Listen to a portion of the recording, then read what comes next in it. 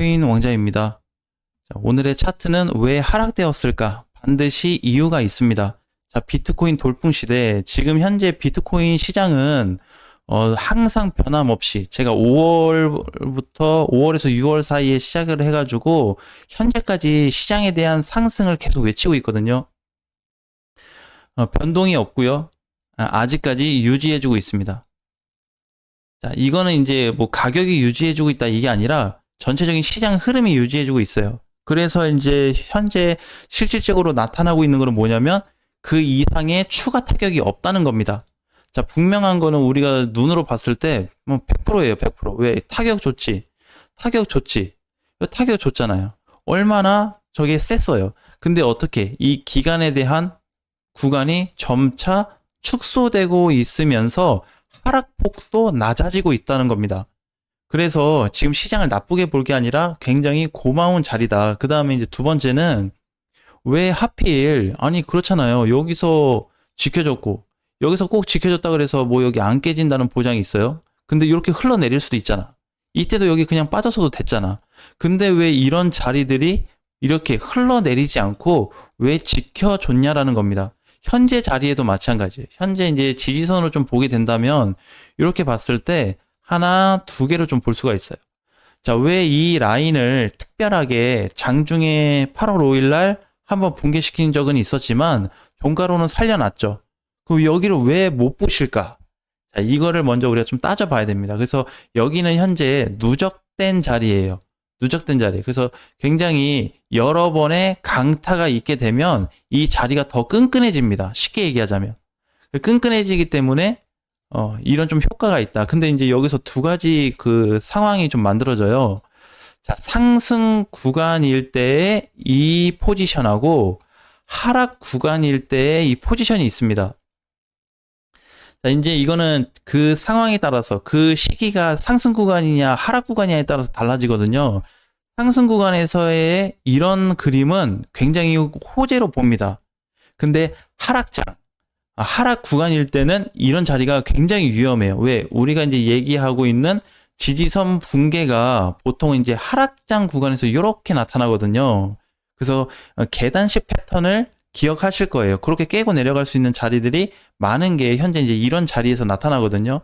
근데 지금은 하락 구간이 아니고요. 조정과 하락이 끝난 자리고 이번까지는 마이너스에서 보합까지 왔다가 이제 플러스로 바뀌는 시점이기 때문에 지금은 상승 구간으로 보셔야 됩니다. 그게 실질적으로 우리 어제 얘기했던 것처럼 5월부터 5월에 6월에 등장하기 시작했다. 그때 이때부터 이제 증상이 나타나기 시작했다 그랬죠.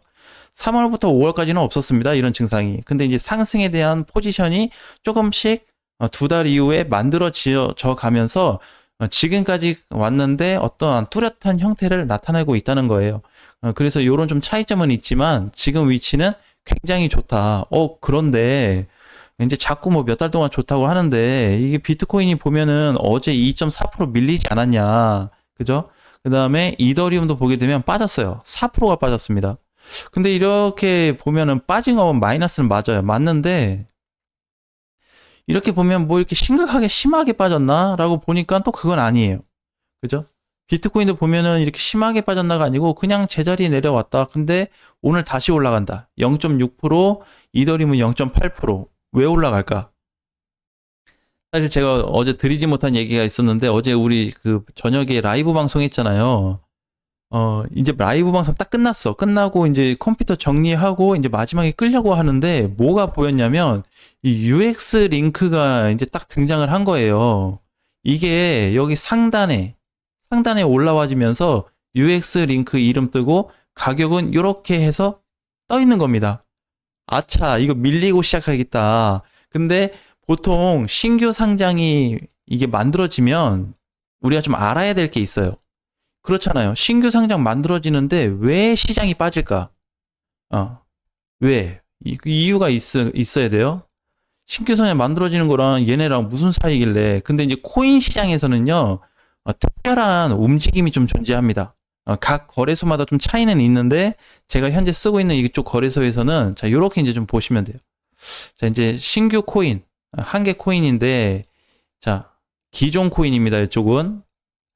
그러면은 신규 상장 코인인데 얘는 신규인데 얘 하나가 만들어지기 위해서 누가 필요하냐면 기존의 코인들의 수급이 좀 필요해요.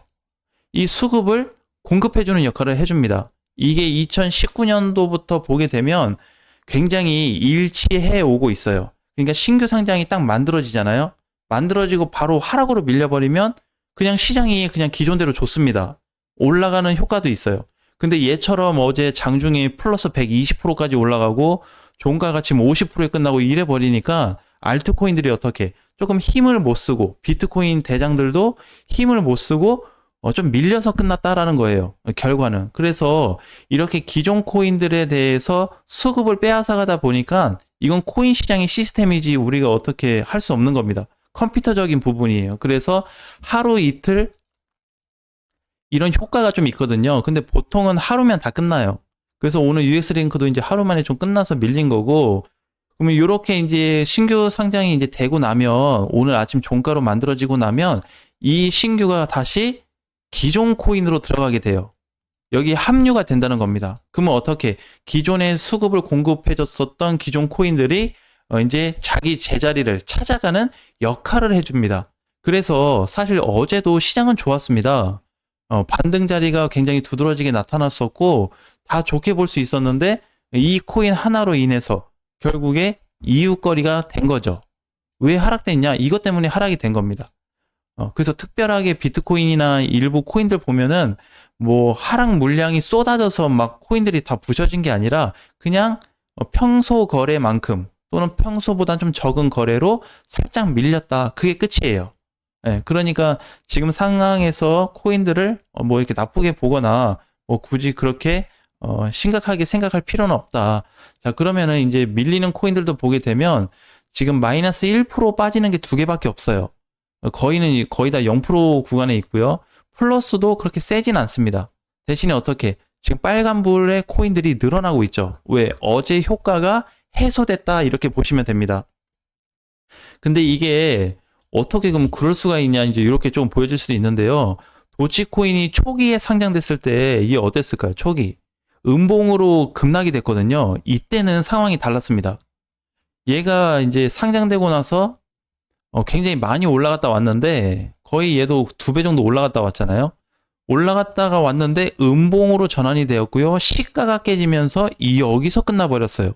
그러면 이렇게 음봉으로 그날 올라가서 그날 눌린 코인들이 있죠.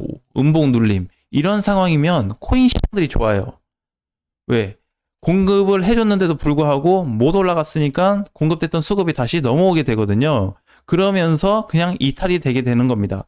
지금처럼 이번에 그 UX 링크처럼 공급해줬을 때 코인이 떠버리게 되면은 이제 하루 이틀 지나서 다시 자기네 가족이 되는 구조인데 얘는 좀 예외였다는 거예요. 그래서 음봉으로 빠졌을 때는 오히려 시장이 좋고요. 지금처럼 양봉 캔들이 신규 코인이 만들어져서 끝나게 되면은 조금 하루 이틀 버겁게 움직이더라. 그냥 그런 사이클이 존재한다고 보시면 돼요.